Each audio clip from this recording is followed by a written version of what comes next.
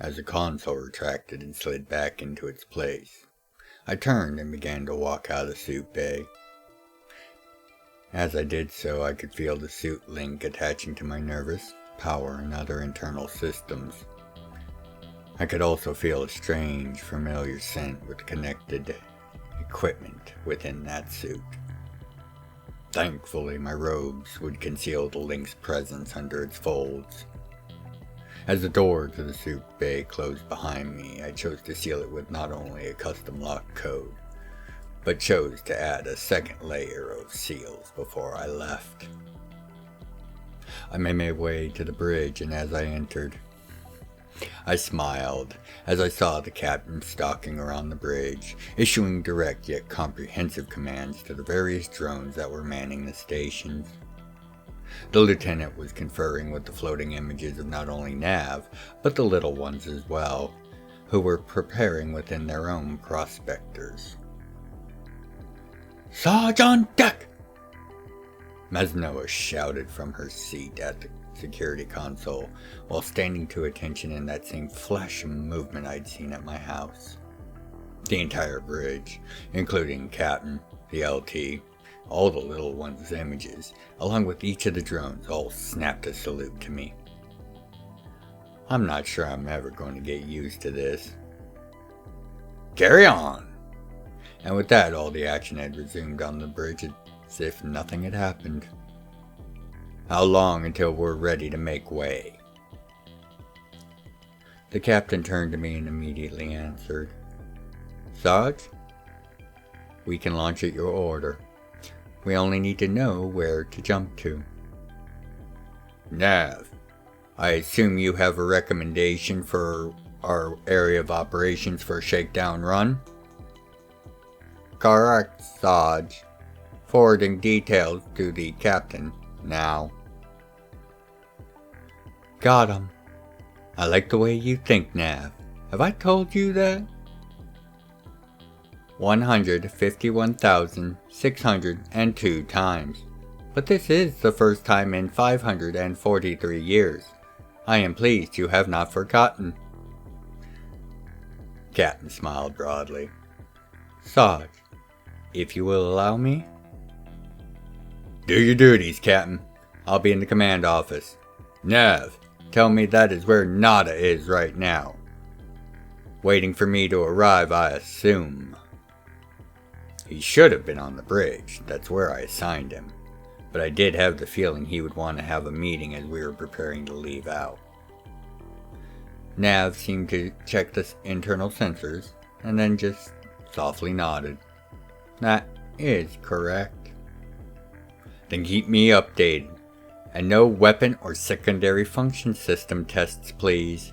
We need to be a bit further out from home realm before we start toying with that. For now, just the basics." Captain looked at me and nodded in agreement, before turning back to her configurations for the testing parameters. I walked off the bridge and moved with a brisk pace to the command office. Nado sitting on the bench on the outer command room, waiting for me. "Saw it." I raised my hand to stop him and pointed into my office. We walked in and he sat where I gestured. As I took my seat behind the desk, I activated a lockdown protocol so that we could speak plainly. He just nodded as the seals locked into place. "You were going to say, Nada?" I fixed him with a steady look. He was a dwarven longbeard, few hundred years old. At most, with the proper magics, maybe 1,000, but he was way too spry for a dwarf of that age. Tell the truth, I hadn't quite figured him out, but my gut liked him. "Only one bit of business, Sarge. The client wants to know your opinion of the equipment that has been made available to you, and if it meets with your approval. Barring any hiccups in shakedown, of course." "Why not wait until we're done with the shakedown run?" "The client was particular about knowing your first impression." "And what do you know about our client?" It was time to see if I could find out a bit more. He just smiled. Nothing substantial. I am also of the belief that my contact is just another middleman. I wouldn't be shocked if there were several more layers. The client is not going to be discovered by us at this point. Then he looked around. It makes sense, though. True. If any of the major players found out that one of their number was behind a ship like this and a crew like ours to be active within the wildlands, there'd be no end to the political nightmare. I was just a little bit bored with this, but Nada fixed me with a solid stare. It would be war, Sarge. An entire wild realms would be allowed to burn in it. You overstate things, Nada. Do I? How long did the Necropolis Avlin conflict rage? How many lives were allowed to be wasted? And that was on the home realm itself. Do you think they'll bat an eye at worlds burning when they can just send the World Shaper ships in afterwards? He was right. Fortunately, we had a number of ways to make sure that didn't come to pass. It was still a grim prospect. Fair point. However, for now we're running under the modified protocols. To anyone that isn't right on top of us and with really good gear, we're only going to appear like another fancy surveyor. Plenty of those about. However, once we are nice and deep into the wild realms, we'll look over things and see what we're comfortable with. On the way, we're going to be using the simulation and training capabilities of the Imaginary to their fullest to work on the systems that we can't advertise. Why, Sarge? But back to the question. Our client has spent a lot of money to provide this equipment, and he would like to... I cut him off by setting the rotator on the desk. His eyes widened. You don't get this, or a ship like the one we're on with just money, Nada. His stunned look gave me all the time I needed to continue. Whoever is behind this project has reach and access on a level I cannot properly quantify.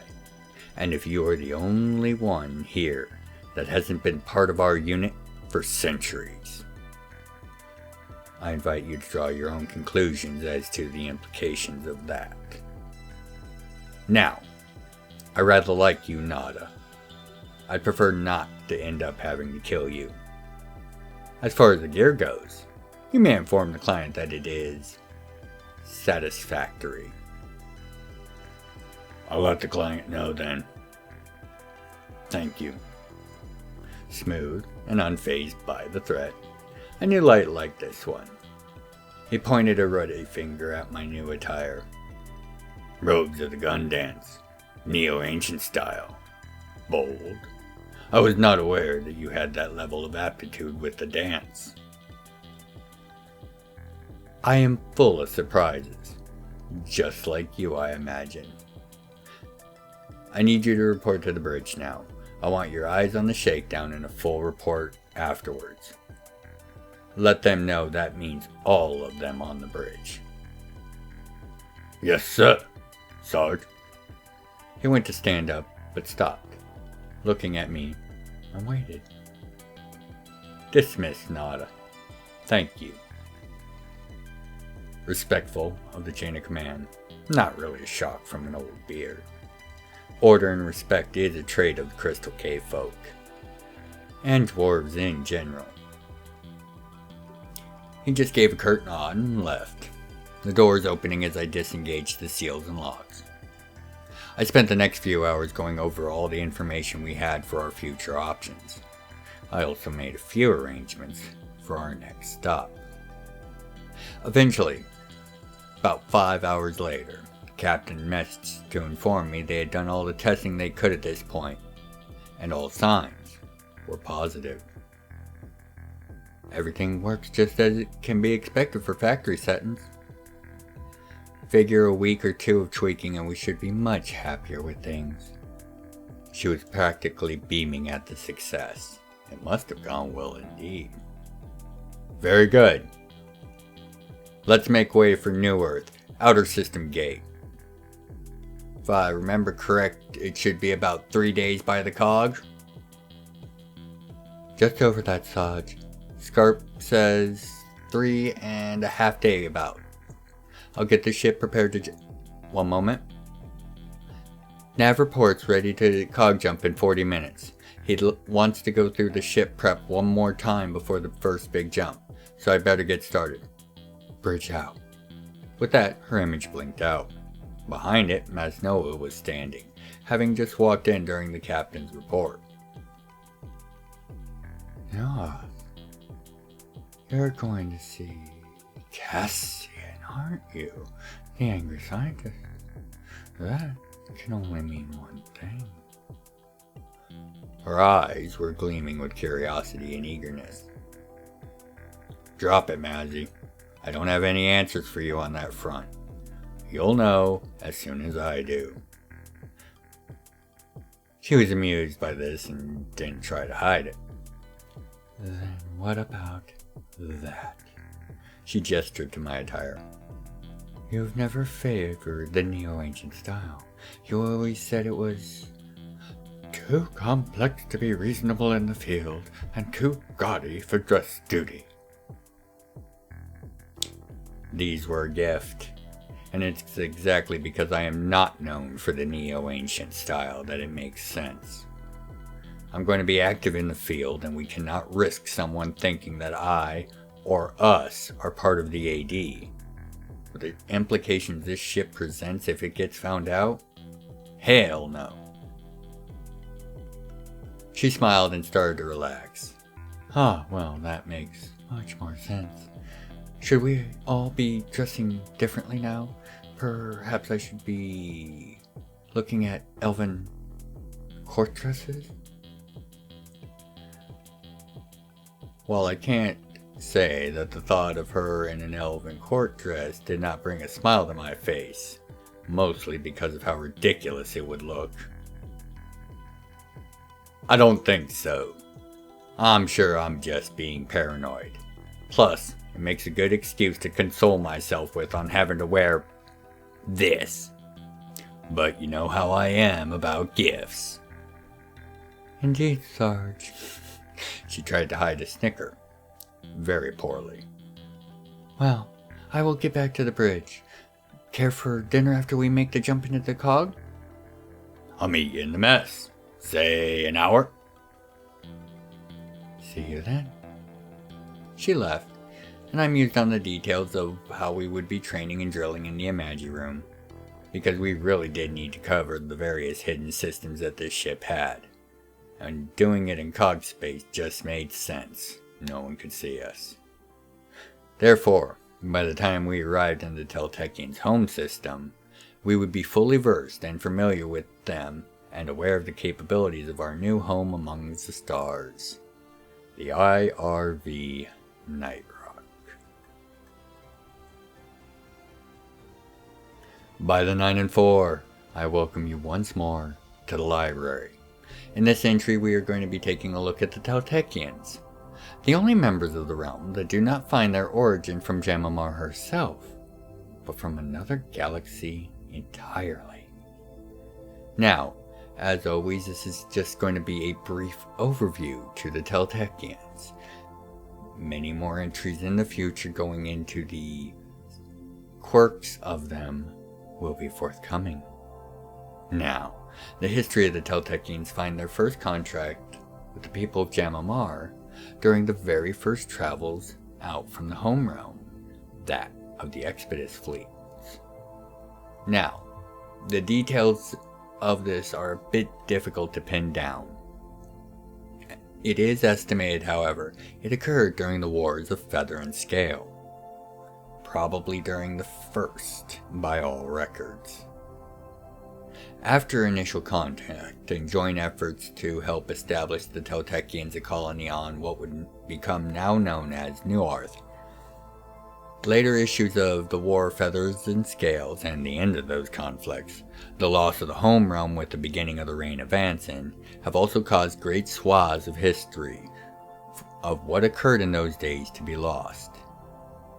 So, while many events are known to have occurred, the exact details of when and where have been lost to history, or at least at this time.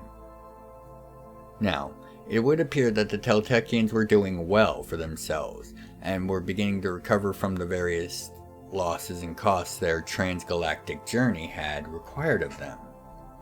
However, after the loss of the home realm, it was discovered that the planet New Earth itself only had a limited amount of various materials, important materials to the Teltechians' many technological works.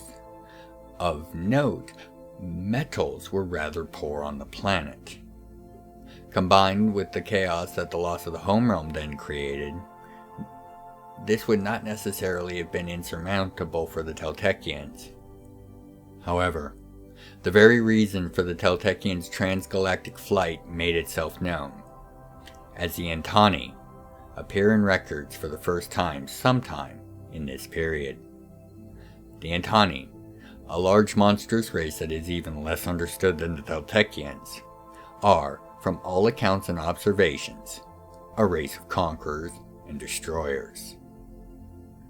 They are somehow able to alter the very fabric of reality in an area around themselves, causing technology to malfunction, magic to not work correctly, and many other disturbances in the order of things.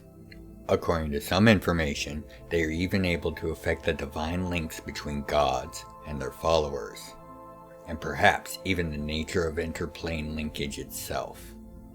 According to the Teltechians, they are the main cause, or at least the final straw, as to the death of their home galaxy, and it was from these monsters they had fled in the first place. After the arrival of the Antani and their aggressive rush, the Teltechians were re-isolated back on New Earth. Originally, at this point, they had stretched out throughout their system. Eventually, the Teltechians were shattered across the lands of New Earth as the Antani slowly hunted them down, and, having found the unenlightened races that were on the world useful as tools in this, eventually, having defeated the Teltechians, the Antani entered into long slumbers. The only Teltechians around were scattered, technologically devolved tribes of savages. The Antani set themselves up as gods to the unenlightened tribes that they had used, and focused them on the containment and control of the Teltechian savages that still hid in the deep dark places of that world. The ships of the Expedus fleet were far off and unconnected, as many of them, if not most of them at this point, had been lost, or otherwise would be unaware of the plight of the Teltechians, or likely didn't know about them in the first place. Many thousands of years later, the arrival of explorers from the home realm in the last years before the beginning of the Age of Stars would be the first light of hope these Teltechian people had seen since those dark days. When explorers arrived to establish a colony, they quickly became aware and involved in the situation. Sparing a number of details that would be better explained in another entry, eventually the Antani were discovered and fought back against. The tribes of Teltechians were reunited, and their leader of yore, Jacob Monterey, who was discovered and revived from his ages-long slumber to again raise his people back up and lead them into a new era. Concerning Jacob Monterey, he is old and very powerful, and to many scholars he is a divine in all but name. With the aid of the realms and of the local Rodkin, who had subverted and captured their own Antani god using its own gifts, Jacob was able to rapidly and effectively begin to restore his people to where we now find them today. The aid of the realms and the resources that they could provide, as well as the actions of many people of note, such as the assignment of Adrius Skychild and his wife to the planet to act as its divine protectors, patrons, and wardens, have made great strides to establish the Teltechians as an accepted, if poorly understood, member of the realms. For their part, the Teltechians are seen mostly amongst themselves, as they are still radically different in cultural tones and precepts from the rest of the realms. For one, they don't have any gods. Indeed, it is said by some that they killed their own galaxy's gods, and for that, the Antani were sent after them as some form of punishment. Now, this is likely just propaganda or slander, but it is known that as far as the Teltechians are aware, their galaxy of origin never had gods. But this is not only the only way they see the world differently. And many of Jamamar's cultures, peoples, and precepts are perplexing to them. However, even they will admit, it's not bad, just perplexing. Secondly, the Teltechians' abilities are a matter of great fear and confusion to many of the realms. They are not magic, but do some things that magic struggles with easily. And, unlike magic, it can't be wielded by any race other than the Teltechians. Teltechians say that most of their population is gifted with at least the ability to bond with what are known as psi-forms, mechanical life forms whose neurologic and mental attributes grow up with a bonded Teltechian, its mind growing with the nature of its bonded. Others can be seen to perform acts of rearranging matter, teleporting themselves, attacking, defending, etc. There are those that can craft and create wonders of technological artifacts as well. Yet, to all known qualifications, their powers are not magical in nature, nor do they use the celestial elements in any recognizable form either. They do, however, have compounds and resources that are made up of the celestial elements in ways that make no sense to most within the realms. However, these compounds and resources form the core of much of their advanced materials, used for such things as powering their ships, cities, or the cores of their massive data systems and artificial life forms. These attributes, combined with the very alien outlook they have in many ways, have served to make integration with the greater realms a slow process. Fortunately, there is no great hostility to or from them, just a general low-level confusion and distrust. Their science and technology functions on principles that are of great confusion to the rest of the realms, but can be understood by those with the patience and dedication to do so. However, several of their top-tier technologies are not available to the public, and this is for the protection of the greater realms. Things such as wormholes, antimatter, and other such concepts and devices are kept restricted as possible to both preserve a core power for the Teltechians and prevent their use as superweapons that could be turned on the realms themselves. They have even been granted an expeditious vessel, the Endeavor, as a sign of their place amongst the realms as a valued member. This vessel was built entirely with Teltechian methods, means, and technology, but with materials supplied by the greater realms, and is a 5,000-mile diameter sphere filled with the very best of the Teltechians' long histories of advances and innovations. Their strange origins and powers make them a potent ally of the realms, while still being misunderstood and feared by many. The advent of and the attack by the Antani in modern ages, in response to the Teltechians being discovered and rising to a state of prominence, the many issues that have been caused by these attacks are by far the greatest things that keep the realms from fully accepting them at large. For now, at least. And, with this brief look at the Teltechians over, I want to again thank you for your time.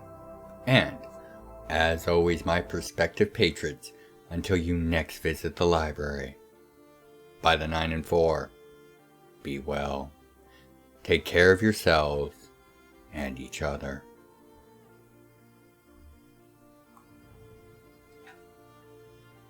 After dinner, I stepped into my quarters to find a young elven boy sitting on top of one of my wardrobes, swinging his legs merrily. As the door closed behind me and I could feel the room both seal and slightly disconnect from baseline reality. It seemed this child wanted a private word. To Nuoth, to the completion of your grand designs.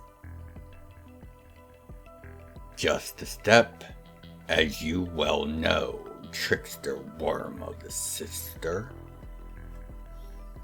His smile split wide.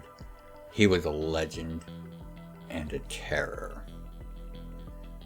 How are you going to explain it to the rest of them? That suit was supposedly destroyed in a suicide run on the Silver Hand, with over 300 of your fellow AD personnel killed. Of course, your whole unit was away on leave to the homerealm at the time. Most unfortunate. His smart-ass look was insufferable. That is my concern, and not yours. Why are you here? Curiosity. And to reward and celebrate your coming out of retirement. Now I'm worried. Why would you want to reward me? Because I know who you are, and what your heart says on those matters of most importance to the future. As you are so positioned to be of great importance to it. A gesture of his hand and head made his meaning clear. You? You're the client. He just looked at me and gave the slightest nods. Now, at a few points in my long life, I have been able to see reality as it really is, past the pretenses and lies we tell ourselves and each other. War has a funny way of doing that, of letting you strip away the extraneous, till there's nothing left but the truth.